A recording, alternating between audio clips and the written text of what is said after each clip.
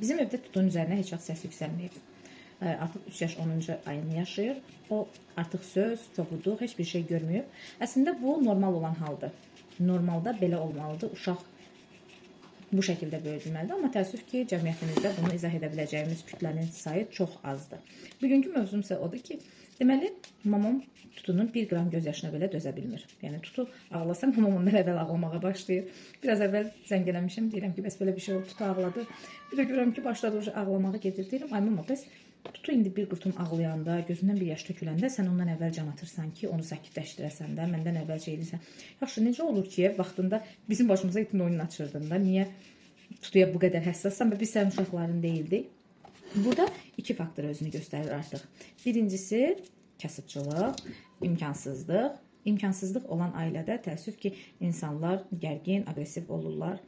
Çünki uşağı necə böyüdəcək, nə edəcək, yəni bunlar biraz məchul olduğuna görə istər-istəməz ailədə aqressivlik olur. Ailədə aqressivlik olursa, avtomatik olaraq bu aqressivlik uşağa keçir. İkinci məsələ isə orasındadır ki, erkən yaşda evlilik, erkən yaşda valideyn olmaq. Evliliyin yaşı 25-dən aşağı olmalı deyil. Şəxsi düşüncəmdir bu. Evlənən bir insanın minimum 25 yaşı olmalıdır.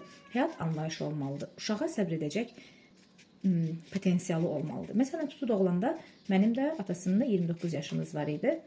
Və biz uşağın artıq nə demək olduğunun fərqindəydik. Ona necə davranmaq lazımdır, onu necə böyütmək lazımdır, onun fərqindəydik. Amma 18 yaşında valideyn olan biri özü hələ uşaq ikən uşaqla necə davranmaq lazımdır, onu elədiyi hərəkətlərə necə səbr eləmək lazımdır, onu başa düşəcək potensialda olmur. Üstəlik də bizimki kimi bir cəmiyyətdə yaşayırsansa, uşağa qarşı min bir kobudluq olunursa, belə böyüyən bir cəmiyyətdə 18 yaşında bir ana, bir ata ki, atalar daha biraz böyük olurlar istər-istəməz, 18 yaşında bir qadın uşağı normal şəkildə böyüdə bilməz. Ona səbr edə biləcək potensialda olmaz.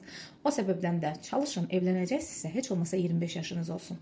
Valideyn olacaqsınızsa ən azından 26-27 yaşınız olsun ki, həm maddi cəhətdən, həm də mənəvi cəhətdən uşağınızı təmin edə biləsiniz. Bütün uşaqlarımız sağlam böyüsünlər, xoşbəxt böyüsünlər, hamısına yaxşı baxın, çünki onlar bizim gələcəyimizdir.